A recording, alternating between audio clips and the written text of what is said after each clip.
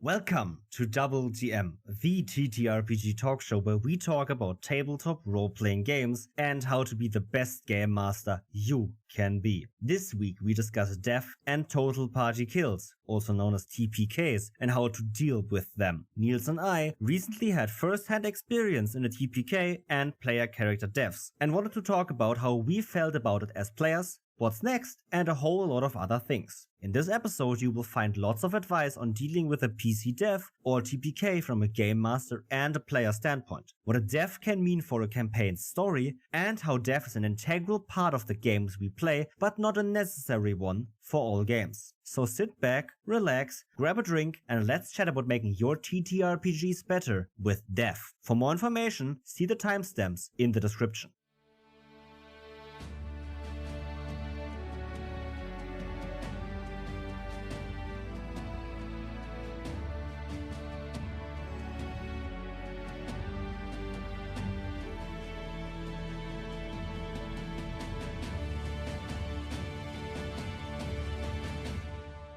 Well, hello everyone, and welcome to the next episode of DoubleDM, episode 88. We're getting close to that 90 to 100 final stretch of 100 episodes, Niels, which doesn't mean much, but we decided to do something special for that, but not gonna talk about that just now. We're gonna talk about our weeks before we dive into our topic on death and total party kills.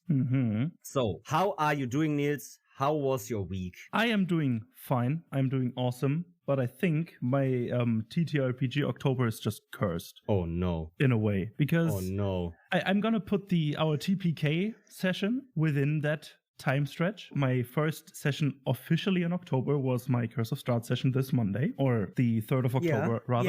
Yeah. So today, right? No, never. I'm stupid. I just can't. Did you just think that the session...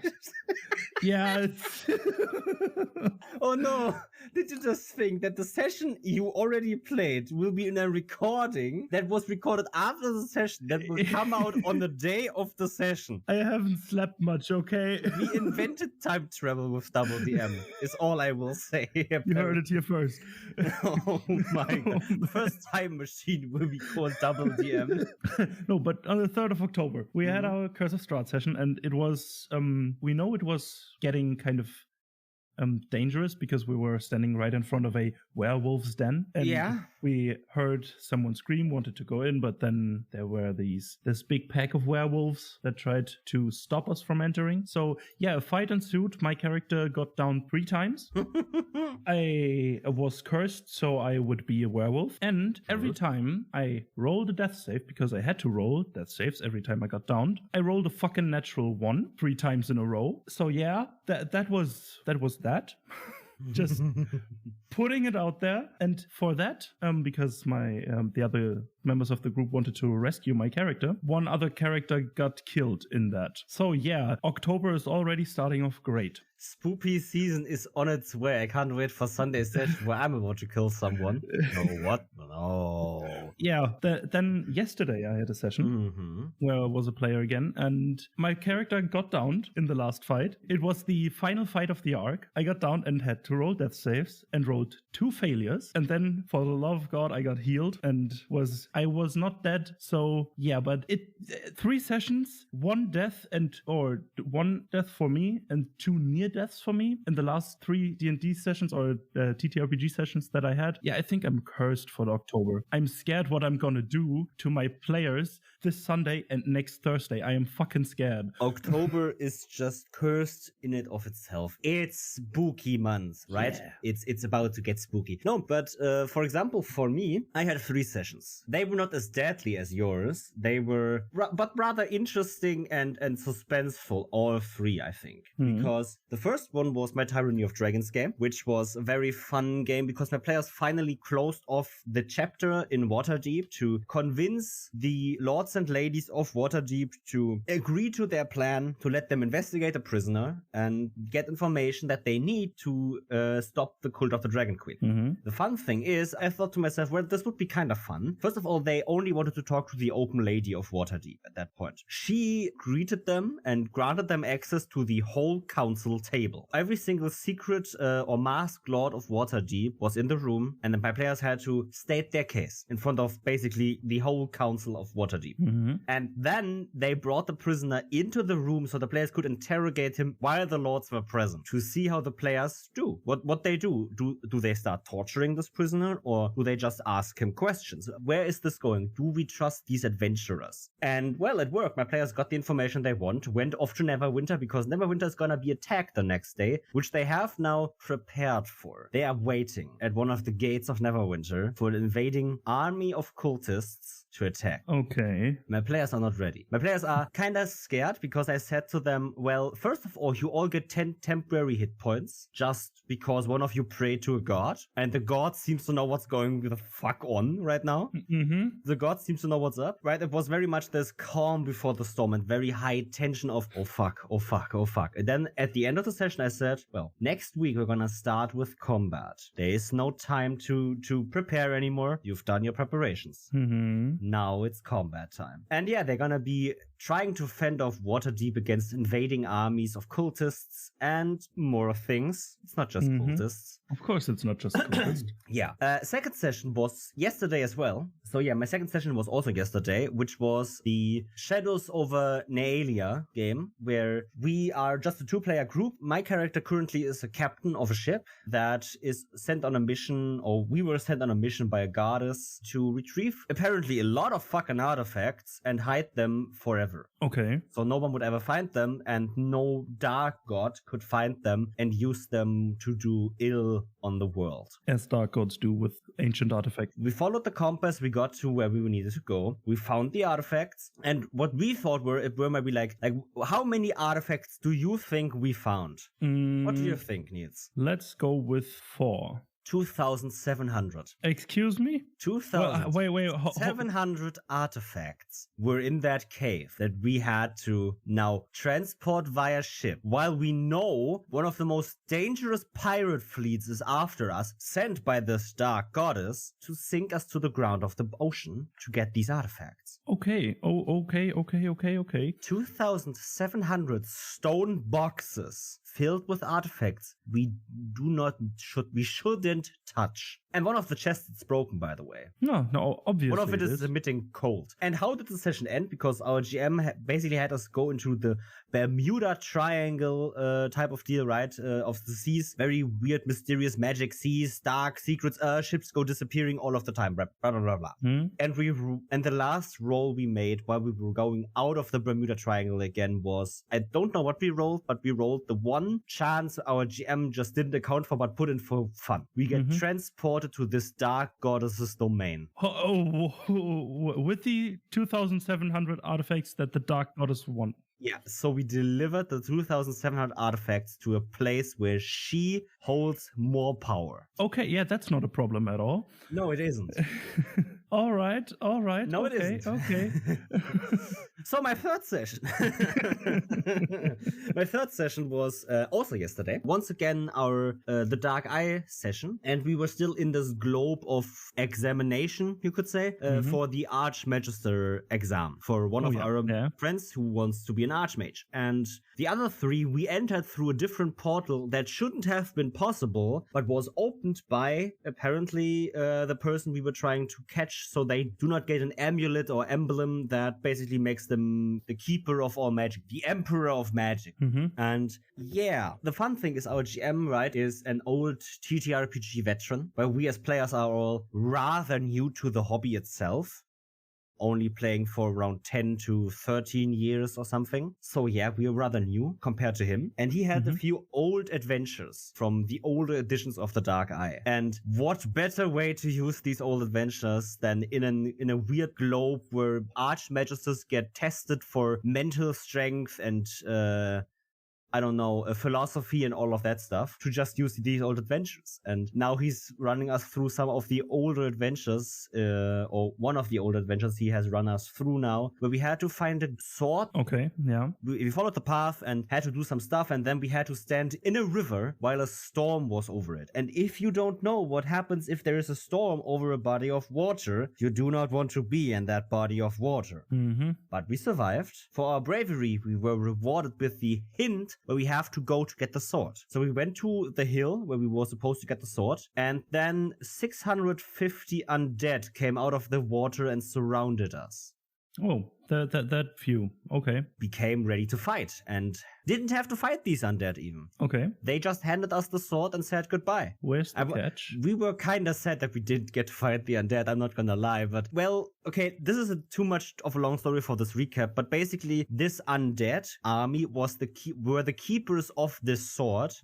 Okay. And as long as they had to keep the sword, they weren't able to pass on to the afterlife. So they were kind of happy that they could get the sword away from them. Then the sword got stolen from us because we wanted to show the sword to a kid, and suddenly someone else grabbed the sword and then the sword went away, and it was brought into some kind of store. And when we surrounded the store, then we debated on how we should get the sword back, and then we took the worst option. We riled up a few basically Vikings that the people that are in the store are whale hunters. Okay. Which these Vikings don't like. And through very good rolls, also known as critical successes, we kind of riled them up too good. Oh no. And yeah, we kind of just wanted them to storm the house so we could get in. Didn't want them to basically smash the place into the ground. I think that's the best way to say it. Yeah, okay. We kind of went overboard. And yeah, not so great. We didn't really like that, but it happened anyway. Yeah. We tried to stop them. But at least you had the sword now. Yeah, we have it. And then we ended with a cliffhanger as we went downstairs in the shop, and suddenly we're in an old underground tunnel. Okay. Weird magic shit because... Weird magic. So yeah, I had 3 fun TTRPG sessions this week, and I have still one coming up on Sunday, as do you. So that's gonna be also fun to talk about next week's episode. Hell yeah. We're already at 10 minutes of recap, but I have one story to tell out of my normal life. I ordered a second monitor because I've been roughly going a year without a second monitor now, because the old one I had when I was still living with my parents was broken, and it was kind of mounted to the wall, and I just was too lazy to put it down and place a new monitor there. Now that I moved and kind of settled in, I wanted to get a second monitor. So I bought one off of Amazon, which was very cheap because there was a sale going on right now. Amazon delivered it to my house yesterday. At least that's what they say. I told them that I won't be able to catch them after 5 p.m. And they said, no problem, should be there before 5 p.m. 4 p.m., I get a message, yeah, won't be new estimated time of arrival is 6 p.m. or later. I was like, okay, cool. Sure, cool. One of my neighbors can accept the package for me. No big deal. I did that before already for them, and they will do the same for me, right? No big problem. Yeah. So I come back home after my TTRPG session, and I look at Amazon, and they say, was handed over to a neighbor, name of neighbor, at house number J. Not a number, a fucking letter. Now, oh boy, big thing. This neighbor doesn't exist. This house number doesn't exist. And they didn't even give me a street name. So I'm gonna try to find my monitor today by going through the street and seeing if I find a fucking name that matches the one that they gave me. Because if I don't, that's gonna be one hell of a customer service adventure. Oh yeah, but I wish you good luck, best of luck with that. Okay, doesn't matter now, but we should dive into our episode, right? Yep. So yeah, let's dive into our episode on TPKs and player dev and how to cope with them.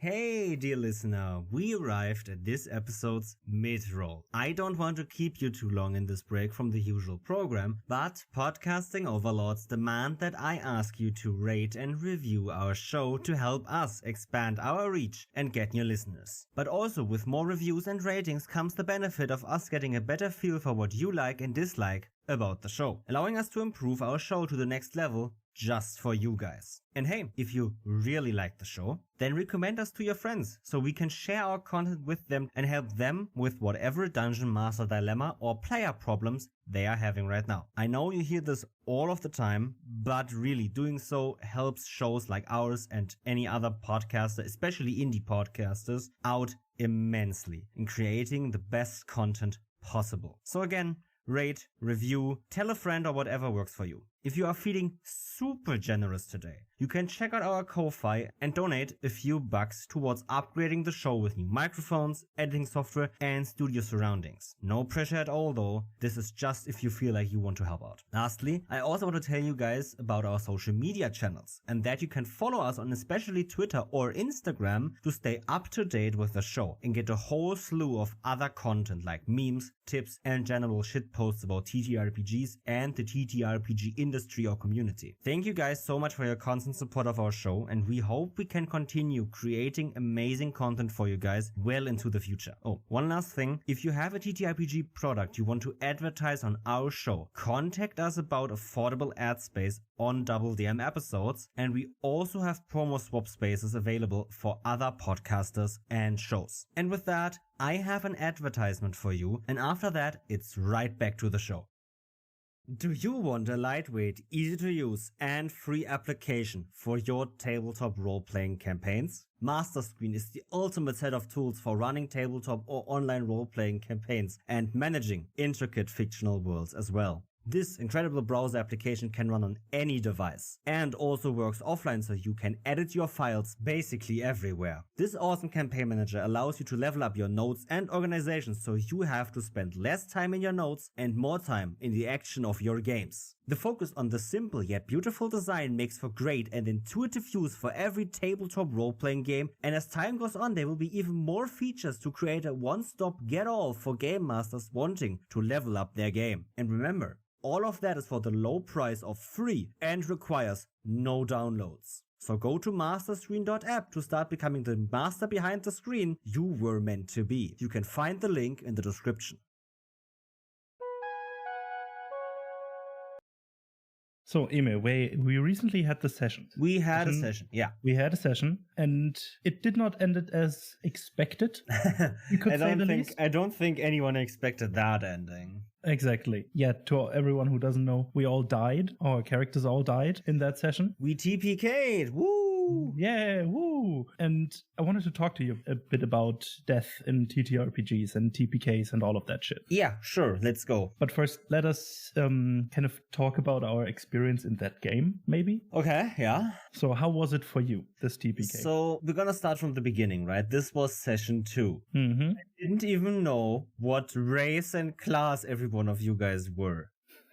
That's the thing about it, right? We didn't know anything about the other characters yet. Yeah. Because we were a group of people that were just brought together by coincidence. By bad luck. We were in the same building as a murder happened, right? A very, very generic setup. Not that that means that it's bad at all, if the GM is listening of that game, because it's okay, it's a great setup. We meet in a tavern, we all sit at the same table, we all go to sleep, and boom, murder happens, we are prime suspects. Now we can't leave the city, and we need to clear our name. Very, very cool beginning to a story. It's a very simple but great beginning. Very effective as well. It's a very effective beginning. It bonds us together, at least over having to work together, because we all know we didn't do it. So that's kind of where we were at, trying to figure out the whole thing about the city. And yes, we figured out that this beast, or the thing that is killing people, because this wasn't a isolated case, it was a case that happened many, many times, was somehow connected to fog. Dense mist coming from the river that the city was next to, and that somehow didn't seem natural. Yeah. So that's where we were at.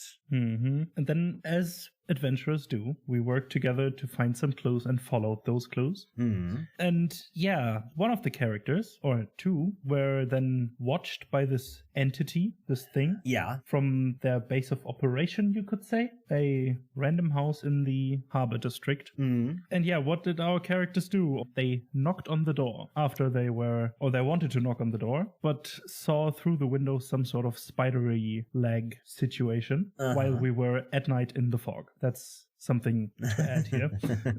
There were clear warning signs, apparently. Yeah, they were very obvious. But no, we didn't have any of that.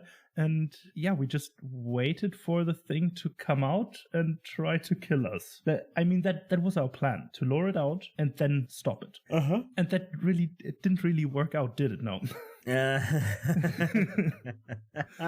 Yeah, that was your character and a different other person's character. Exactly. So we were split as a group because we wanted to survey the fog area. Mm-hmm. And two of the characters, my character and another person's character, were patrolling the outer rims of this fog that was protruding inside the city. Mm-hmm. Nothing happened because we all suspected that the fog is gonna somehow supernaturally move into a direction where the next murder is gonna be. Mm-hmm. So we thought, let's just wait to see where the fog goes. It didn't go anywhere. Yeah. So two characters were basically left out. Another character at some point said he wanted to go back to a meeting point and actually saw you guys or was going into your direction. So this was a 2 players completely out of the situation, 2 players completely in the situation, and 1 player kind of entering the situation as it got basically as shit hit the fan. Exactly. And yeah, this entity then came out and tried to kill one of us. Uh-huh. And didn't succeed, but barely on the first strike, because my pet threw itself in the way of the strike. And wasn't that actually a natural 20 and your pet threw itself in the way so it actually wouldn't kill? Exactly. It was really close though. Mm-hmm. Because the creature attacked, rolled a natural 20, as is tradition for dungeon masters that don't want to kill their players or their player characters, and just basically one-shot this character. The other character. Yeah. Basically 100 to 0 in a 1 hit. Yeah. We weren't at 100 HP. I think that was like 40 HP or something of damage. But that in 1 hit for 5th level characters is basically 100 to 0. Yeah. I mean, my character had the highest HP of all of us, and I was at 50. This shit, and I think it did even more damage because of the crit. It dealt something along the lines of 80-something-ish damage. I think it did 76 or something of damage, and you let your pet take basically half of that, so the other character would actually be still breathing at 2 or 3 HP or something. Yeah, and kind of lucky, kind of not. This other character was a warlock genie. Then we went into this vessel, so we were safe for now. But this entity then took the vessel with it. As would every entity do, right? Suddenly 2 characters disappear into a ring. Obviously, it's gonna be taken. But yeah, there we were then for, I think, 3 hours, something like that, until a longer period of time where we waited for you guys. And we just could hear outside of the ring's vicinity. And we heard just some acidy sounds and some heavy breathing. That's all we know. And yeah, that's our perspective.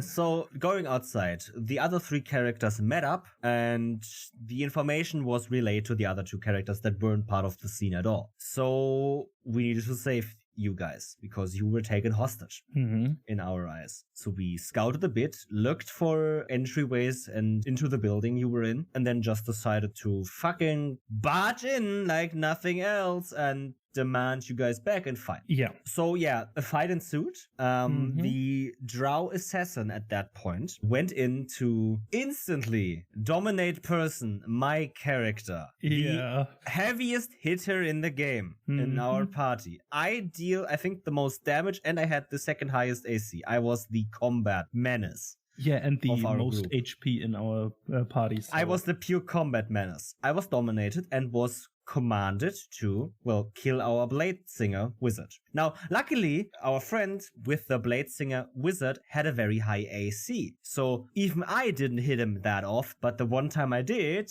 I asked once again to clarify for myself, I am completely charmed. This is not just a command that I need to attack him once I am charmed, right? GM said yes. So as a paladin, I smited because that would have been the correct reaction from my character in that instance. My character is very much I will kill you in 2 rounds or I don't.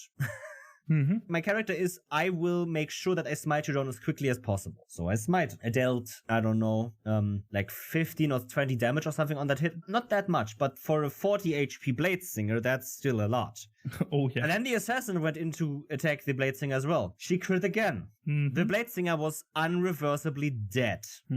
Brought to negative max HP in one hit. Insta death. Yep. I, at some point, thanks to your damage, I think, actually resisted the dominate person. Because obviously wisdom was also my lowest stat as a paladin. Because why not? What bad thing could have happened there? I don't know. The thing became that this thing wasn't just a drow assassin, it was a Yugolath.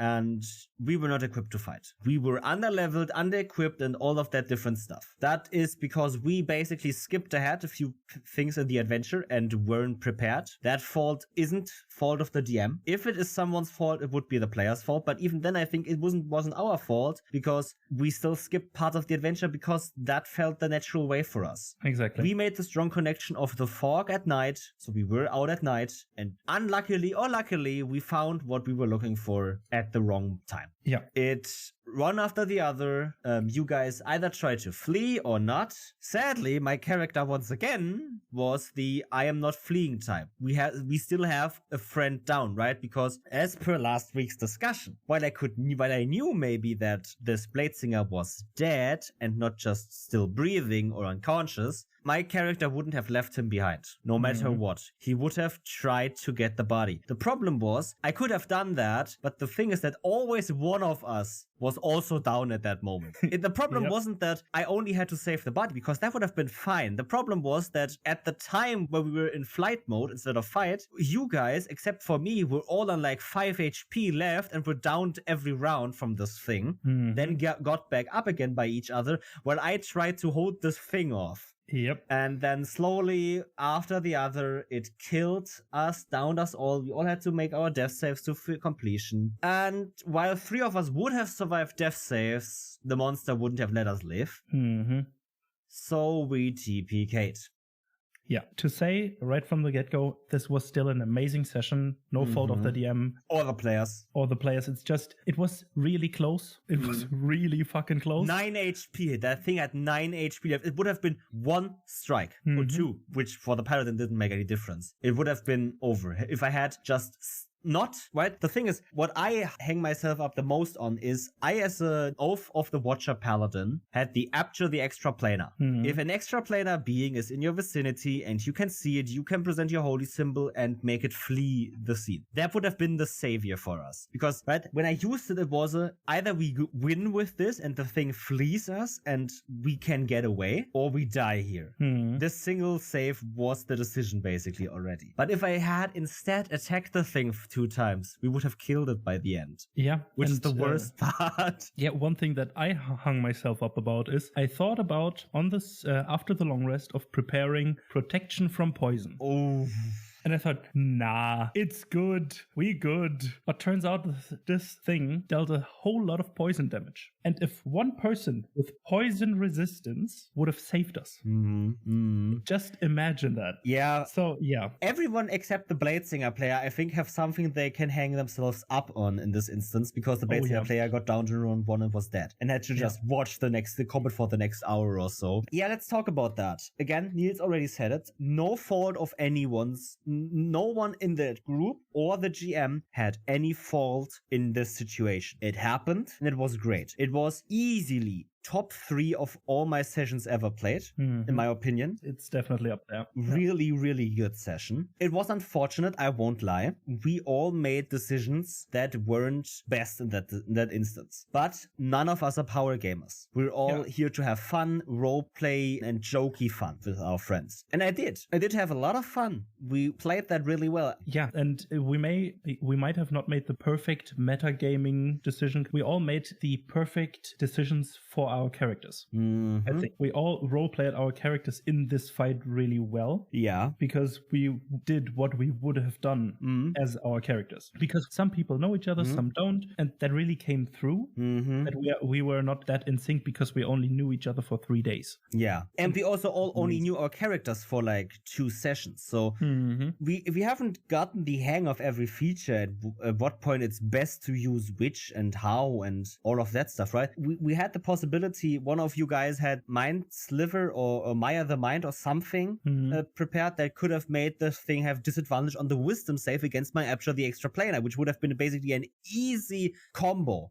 But obviously I didn't knew that. I couldn't wait for that. My character also couldn't have said, can you distract it or can you make it dumb or something, right? Because I didn't knew you guys could do that. So we all were fighting the same fight, but on our own. And I think actually that's very cool. It's very interesting, but it led to the inevitable demise of our characters. Also, the monster was overpowered for our level. That is because we skipped some parts and didn't get the level up yet, or didn't get the information we should have. Like, for example, this thing deals a lot of poison damage, which would have then been a very easy thing. Cast protection against poison, and boom, we would have won that fight. Yeah. If we would have been prepared or an extra level, we would have won easily, maybe even. Yeah. And that's the thing. I want to congratulate our GM once again, not just for an amazing session, but for not holding back. Because when you're in this position, especially as a newer GM, but he did exactly what I think is the best thing as a DM you can do. At least what I would do. Not hold back, fight the monster like it's supposed to fight,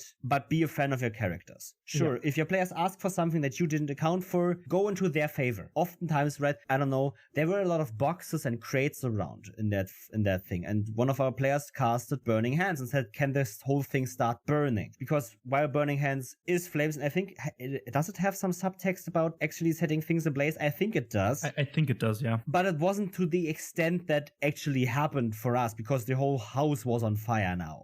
Yeah. When he didn't know what happened, he would have gone in our favor, but for the regards of what he has in knowledge and has prepared and has the monster for, he didn't hold back. And as a new GM, you might fall into that pitfall of doing that. And I'm not gonna lie, it's okay to do that. If you're still doing that, or if you're doing that as a veteran yourself, that's okay. I wouldn't do it. I wouldn't hold back. I would just play the game like it's supposed to, not pull any punches, make my players sweat for it, but celebrate their victory with them. But if you do that, hey, that is good. But it will subtract from, my opinion, from the outcome of the combat. Because if you're victorious, but no, you've only been victorious because your GM wanted you to, it kind of feels bad. I'm not gonna lie. If your group is just for story there and you need to have this combat and it should be over quick, I mean, really, I'm not here to judge your table. I'm not. But in my opinion, it's very great. If you want to have a dangerous game, a dark game or whatever, let death and especially combats be the brutal thing they are. Yeah, it just feels amazing when you have this gritty, very close fight and then just can celebrate together when you all succeed. Yeah. I had that at one of my tables multiple times, but one stands out in particular. It was, I think we fought for, it was a higher level one shot and it was really fucking close. And the last player was on, everyone else was down but stable. They rolled their death saves and succeeded. And the last player was on single digit health at level 13 and made the save against the plane shift spell. God. And then he had no spells left, nothing, and then just shocking grasped the thing because this thing was still also at single digit HP. It was so fucking close. That's the exact flip side of where we were at this time, right, in this session. Both sessions, even though I wasn't part of one, I can tell everyone at home listening were amazing feelings inside. And I think we should go over how we felt after that or in that session, because I felt a lot of joy. I felt stressed as heck. Because that combat was very stressful. Yeah. I'm not gonna lie, I felt very sad my character is dead. Very sad, actually. Because I worked for this character, I made sure that everything fits the vibe, also the backstory. Yes, I write backstories, deal with it. Someone wants to come along, it's just a game, it's just a character, you can't be sad for that, it happens, grow up, fucking wokey or whatever. Fuck you. Shut the fucking hell up. Yeah. I can be sad about my character, but do you know how much I'm looking forward to to the next session of that campaign with a new character, I'm sad, but that doesn't mean that I will stop playing or will throw a hissy fit at my GM. That's completely different. Yeah. I can be sad that I lost a character that I wanted to play for longer, that I had cool ideas for, that I couldn't even present properly, right? The thing is that he was a tiefling. The other players didn't even know. Yeah, we didn't know shit. We know our names, and that's about it. And you guys didn't know he was a tiefling, I think, until I said it, because he had wings all of a sudden. Yep. Yeah, and it's just, for me, it was stress, fucking stressful, joy and relief at first, that the stress is now right after the combat. Okay, stress is going down, everything's all right. My heart did not break. I'm good. And then a couple of hours later, then the sadness hit me first, because I had to process it first. Wait, okay, it's over. Wait, my character's dead. Fuck. You know, it might take some time. Yeah, it might take some time, right? If you're in this situation, you've just lost a character, have come to this episode to look for coping mechanisms or any kind of condolences. First of all, I'm sorry your character is dead, but you're not gonna get them back in that game you're playing. The first thing you have to do is accept that fact. It's a character you wanted to play. They died in that game. That doesn't mean that the character itself is dead, right? This sounds paradoxical, but you can play that character concept in a different game. Yeah, and you are allowed to. No one is gonna stop you. Yeah, and even if you don't, the memory that you had or have of that character still lives on. Yeah. I will always remember that character, or probably for a long time at least. Yeah. Always might be a strong word, but for a long time. Because I grew attached to that character. Even though I just played him 2 sessions, I still got attached to it because I wrote a backstory. I made thoughts about the future and all of that stuff. And that's why I was attached to that character. When they died, obviously I was sad. But this memory still lives on because I will always have that in my mind. Hey, this character, blah, blah, blah. I always know what I was planning. Yeah, the death is just one memory. And the death, right? We play these characters to have fun, to play a game with friends. And that death is just the last memory of that character that still induces joy when you look back at it. If I look back at that session, I had fun. Oh, yeah. I remember that fun more than I remember the sadness of the period after the game. Exactly. Or the character. I know I had fun playing my character with you guys, with the players, and that's all that counts. And that memory still lives on. But also, right, if you're not necessarily TPKing in session 1 or 2 or 3, but in session 51 or something, hey, you have a lot of memories from that character. Oh, yeah. And all of those, no one can take them away from you. Yeah, and at least for me, it's not just a stat block. I can play this character without a character sheet because I know what my character is. Yeah, I don't know what stats he has then or what spells he can cast or how many he has left or whatever, but that doesn't define the character. But coming back to death or staying on the topic of death, but going away from the TPK side, there is also just one player character death or 2 or whatever, and not just the whole or not the whole party. Did you have anything like that happen in one of your games or your characters or anything like that? I had a character dying now and was part of a TPK, but I also had to DM a player character death before. Funny enough, that was the Blade Singer's player character in a different campaign. He is getting his full for death. He knows death. He plays with it. He dances with it even. No, but I had to DM a PC death before. Yeah, I think, well, right, again, some people might say that's a very easy thing to do. It's part of the game, and I agree. I don't think it's necessarily always easy, because you as a GM had ideas for this character's story or how it ties into a story. The player had ideas for, I don't know, build, story, whatever type of thing. The other characters had plans to engage with that character in some way or another. Everything destroyed. It's gone. Yeah. You can channel all that energy, all those things you did into the memory of that character. For example, this character, since that plot is over now, had a quest he had a very specific god. He was an Aasimar storm sorcerer, and he was sent by a god to do something. And he was supposed to investigate some weird mystery in the woods. Animals going rabid, having red glowing eyes. And he investigated that, and through a different quest, he died.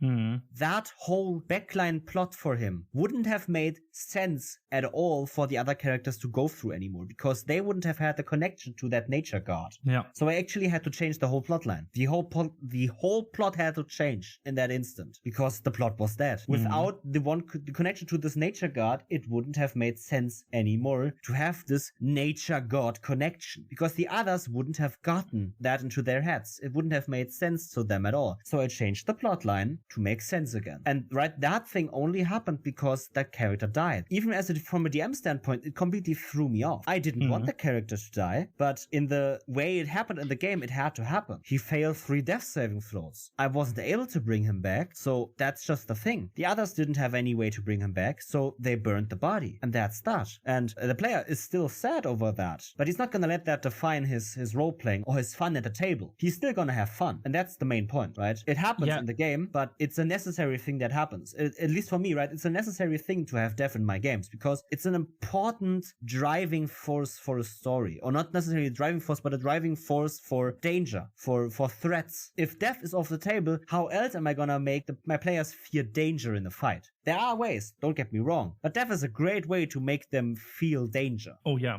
just the possibility of death is just elevating the tension that much, because no one wants their character to die. When a character dies, it just doesn't have impact on the table, but on the world and the whole surrounding and the other characters as well. Yeah. Not just on a mechanical game perspective, like you have to change the quest and blah, blah, blah, but the others now, do they grieve? Do they not? Or how do they deal with that one of their companions died, especially in a longer running campaign where you are, let's say, 100 sessions in and one character dies. They forged a bond over those 100 sessions. Most definitely they did. How do they deal with that? How do the other characters deal with it? How does the world respond to that? And maybe how does the world change depending on their status in the world? Because if you have a high-level campaign, and a level 20th character dies, they are usually very well known in the world, or have at least some sort of recognition somewhere.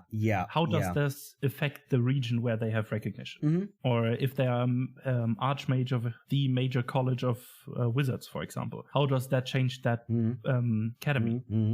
It has implications. Yeah. And this is something to think about, because it can spark really awesome roleplay opportunities and just stories, and even sometimes let the other characters complete their quest to fulfill the promise that character that died gave someone, or something like that. Like you said it right here, I think the best way to describe death in a story is if after death the story goes on. If it's just one character or 2 characters, but not the whole party. You as a group, there will be new characters, but those will not have that connection. At least not in the first place. They might learn about the character that died, but they won't have the grievance. But as a DM, if you're here listening and want to know what to do as a DM when a character dies, my best advice is use that death as fuel for the game. Oh yeah. It might sound very macabre at first. Throw the body in the fire and use it to ignite the engine of your story. But that's exactly what you should do, because death is a motivator, not only as a danger, but also for the other characters that saw another character die. Great moments of,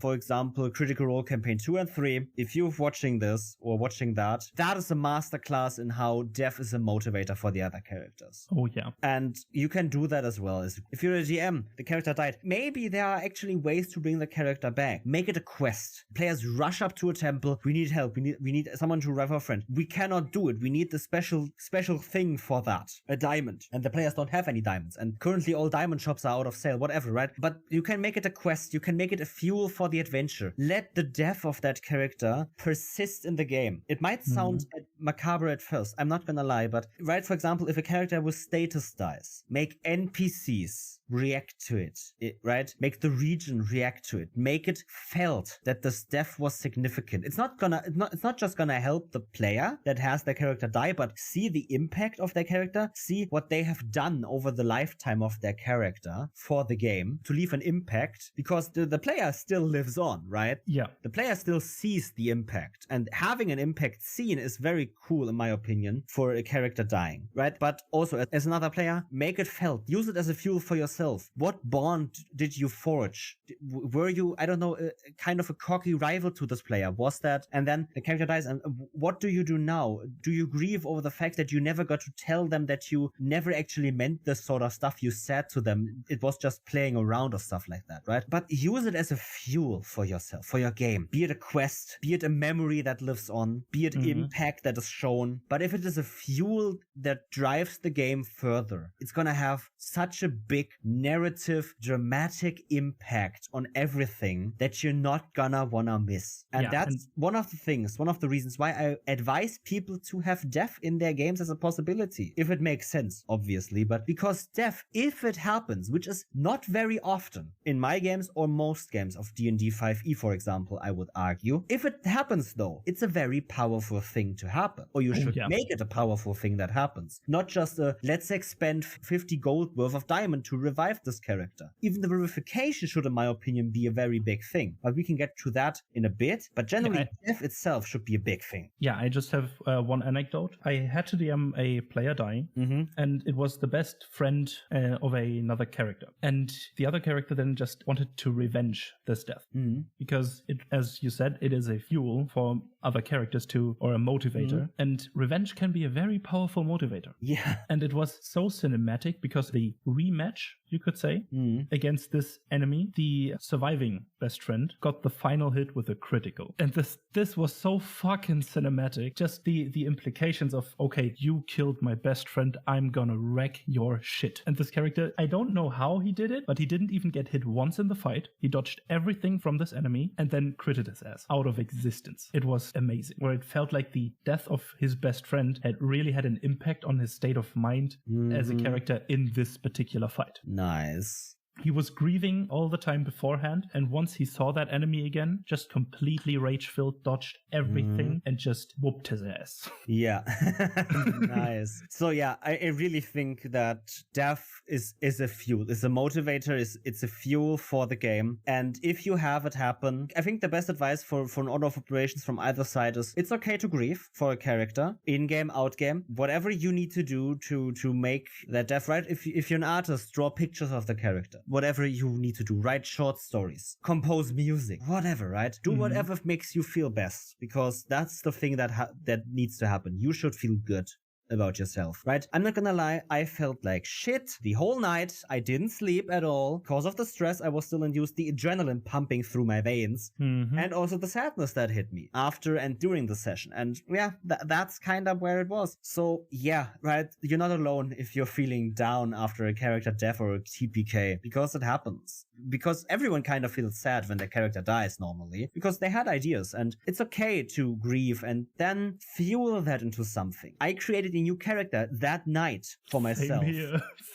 Same. Because I wanted to play so badly again that I just used that feeling of, okay, my character's dead, now I can make an even cooler character, and then I did that for 2 hours or something. Yeah. And yeah, that's that. Coming to death as a normal topic in TTRPGs, another advice for if you're starting a game that includes death, D&D, right? These normal fantasy games. But for example, some other games like Kids on Bikes, I think, do not include death because you're playing kids. And the death of children is something different than the death of an adventuring party. Yeah. Have a session 0, right? If you're already turned off by the word session 0, go somewhere else, not this podcast, please, but have a session 0. Talk about it. And death is one of the big things that I do talk about in my gaming, because I want to know where people are at. Do they think death is necessary for this game? I don't have a problem giving my players plot armor if they want it. I can still make dangers happen without that, because only they get plot armor. Yeah. Have a talk about it with your players. Talk it out. Let everyone speak their mind.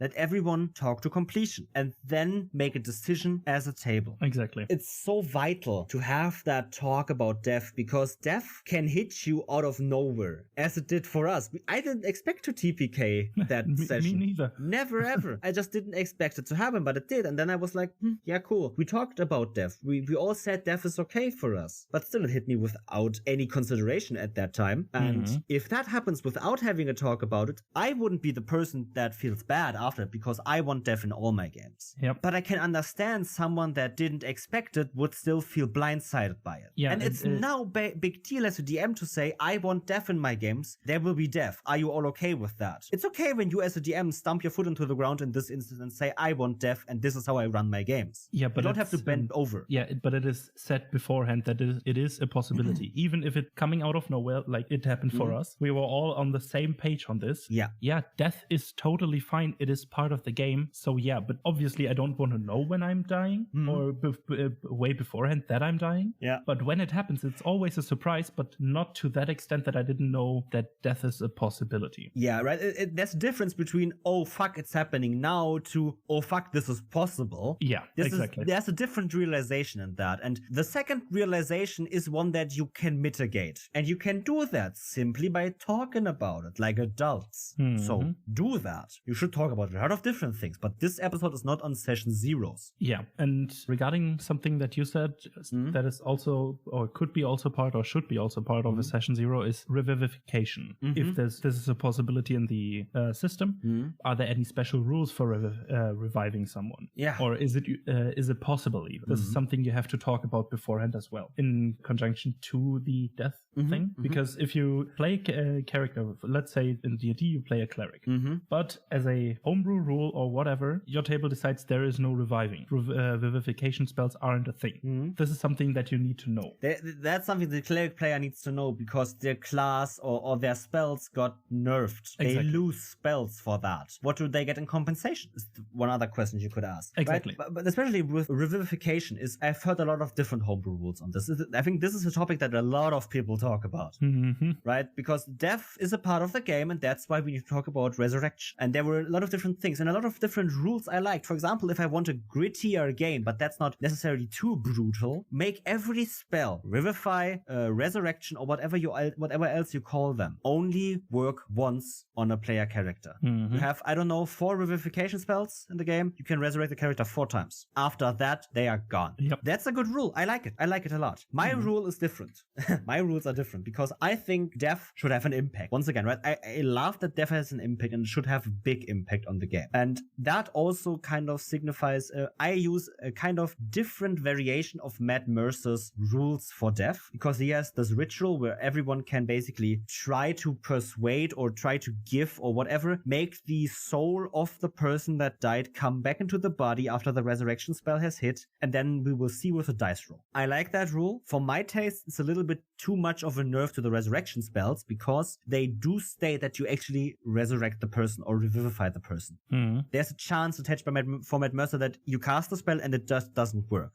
I don't like that. I can understand why he does it. It's a good rule. And my rule goes along the lines of that, but you will always resurrect the person. The check is for something different, and that's for side effects. Oh, yeah. I have a long list of side effects that happen, and if you, on that ritual, fail that d20 roll at the end of the game, at the end of the ritual, there's a side effect that happens. That could be, there's now a second soul in this body that will make itself hurt in some way or another. This character has a lot of nightmares. This character is afraid of a specific type of food. Some random stuff. Mostly, it's role-playing stuff. I'm not gonna destroy your character build that way, because that's just killing the character again. Because if your character gets revived from death and then becomes useless in what you want to do with them, they could have stayed dead. Wouldn't have changed the thing. So it's mostly roleplay. It's not you lose 4 strength or something. I don't like that. I don't like mechanical disadvantages. But it's maybe you're afraid of water now and have to overcome that fear in some way. Yeah. And that's kind of where I'm at with that game, with my rules for that. And my players like them. They don't happen often because resurrection doesn't happen often because death doesn't happen often. But if they ever happen, my players like the rules. Yeah, and I shamelessly stole this rule. I shamelessly plugged it and put it into my games because I, as you said, I like that the spells definitely go through because otherwise just waste of materials and doesn't feel really comforting. It feels wasted, right? If you're trying your best to get this character back and then it doesn't work, it feels unsatisfying. Exactly. But I like that there are still implications of that and some things that are still felt after the resurrection. Yeah. Because especially in D&D, the higher level you get, the more of a less inconvenient thing death becomes. Otherwise. But with these rules, for example, you can only resurrect a character up to 4 times, depending on what levels you have at your disposal. Or a combination of this and the side effects, or only the side effects, has still an impact on the character and the story itself. It makes death more impactful again, right? Exactly. Otherwise, it's just, oh no, he died again. Oh, okay, yeah, I just throw another 350 gold diamond at it and it's gone. The inconvenience is gone because we are swimming in diamonds for some reason, because we are level 20 adventurers. I don't give a shit. Yeah, but even at that level of play, I think death should always have a big impact. I definitely agree, right? It's all about, I always say it, it's all about impact for me with death. I have a question for you. Did you ever get to use my rules? Because I didn't yet. Not yet. Fuck. Okay. Because all the deaths happened before I shamelessly stole that rule. Okay. Because I never had a death since then. Or well, a resurrection since then. Yeah, that's the thing.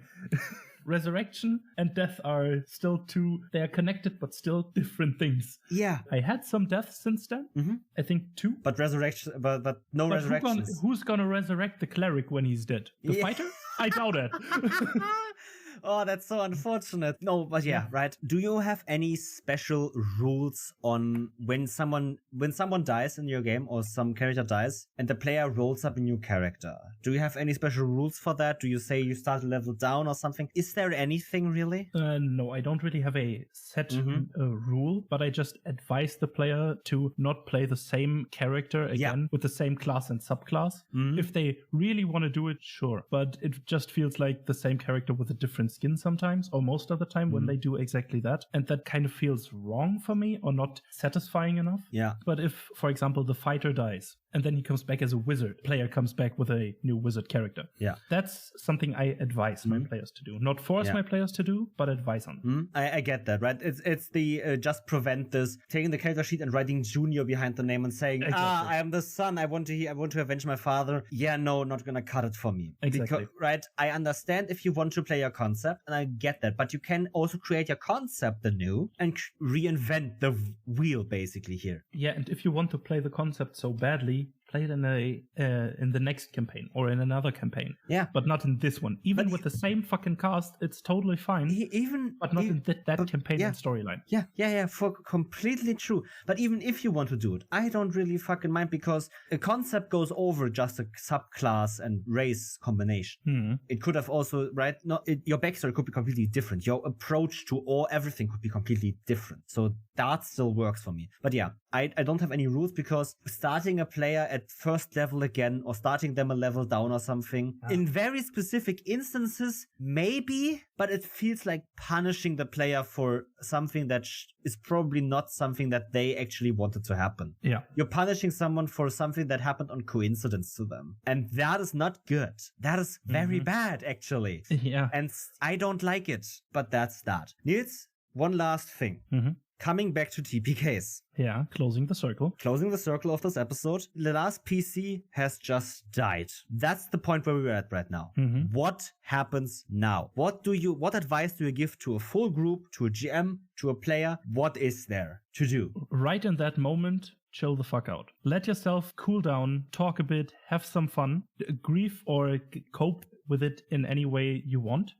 That is right for you, because I can't tell you how to cope. That's a completely individual thing. But after that, get together and talk about if you want to play in the same world, the same campaign. If you don't want to start or if you want to start a new campaign, just talk about what you want to do as a table. It's not a single person decision to make, because it affects everyone. Yeah. And if you decide to play a completely new campaign, set it somewhere else or in the same fucking thing, and let stories of that other campaign come through in this campaign to make it still felt. Or if you say we are playing the same campaign, make sure that the story beat where you all died is done. That would be my advice. Make sure that a TPK closes off a story for that campaign. Yeah, right. I agree, right? It might be, maybe you agree, hey, we want to play these characters further. Let's change the campaign. And the campaign now starts in the underworld and you have to find your way out. Whatever quest, right? Mm-hmm. I don't like that much. I'm gonna be honest. Not my style. I want the dev to be, yeah, this is over now, especially in this game. But hey, if you want to do that, that's fine, right? Talk about it as a group. We did that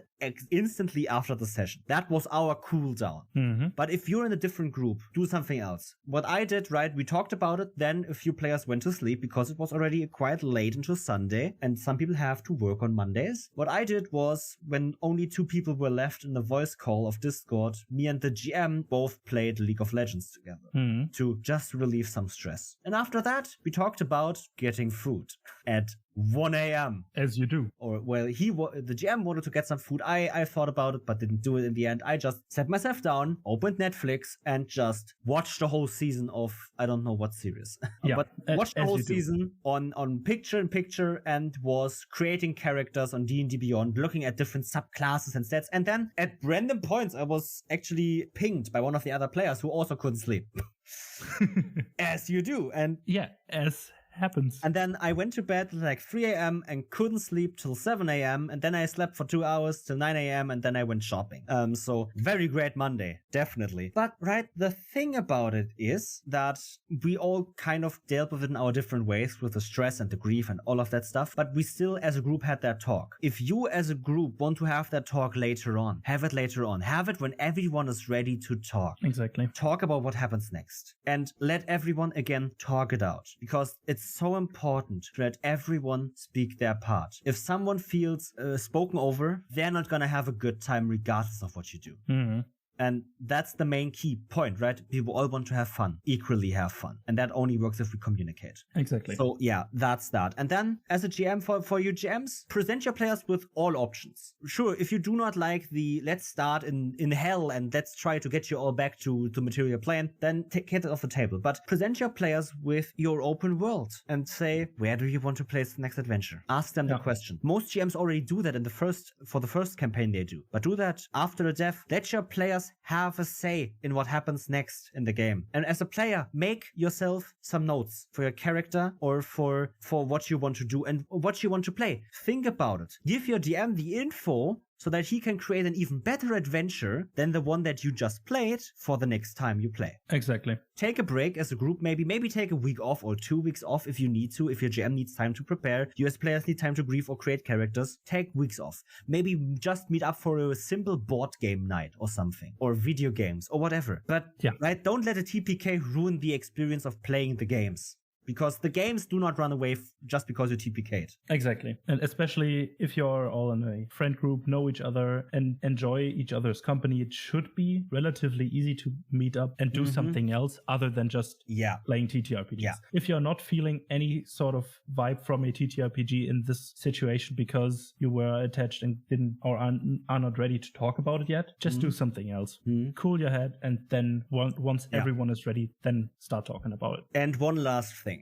Especially if you're a friend group, if you know the other players, if you have them on Discord or WhatsApp or Telegram or whatever other messenger service, check in on them. The best thing you can do as another player that wants to support the other players that might be sad that the character died, that might not know what to create next for a character or not know what adventure they want to play next, reach out to them. Hey, how are you doing? Wanna talk? Let's talk about our characters. Let's decide what we're gonna play next. Do you want to play this together with me? I have this cool idea, but I need a second character for that. Wanna do it? That is great. Yeah. But it also gives both of you the moment to talk about the game, which is, as we've learned over a lot of episodes, best thing you can do at the table. Exactly. Mic dropped. So, yeah, I don't have anything else to talk about. We talked about dev, we talked about TPKs, we talked about our experience of it, and what we would do, what we do when it happens, what you should do when it happens, and how to deal with it as a player and GM and all of that stuff. So I don't really have anything else I can say. So if you are also finished, we can just head off. Yeah, and as per usual, you can find us on Twitter and Instagram at DoubleDMPod, or you can visit our website at www.doubledm.com. We also have a Ko-Fi if you would like to check that out. And please, if you like that show, leave us a rating on your favorite podcast listening platform of your choice. It really helps the show out. And with that, thank you for listening. Have a great day. See you on the next one, and bye-bye. Bye-bye.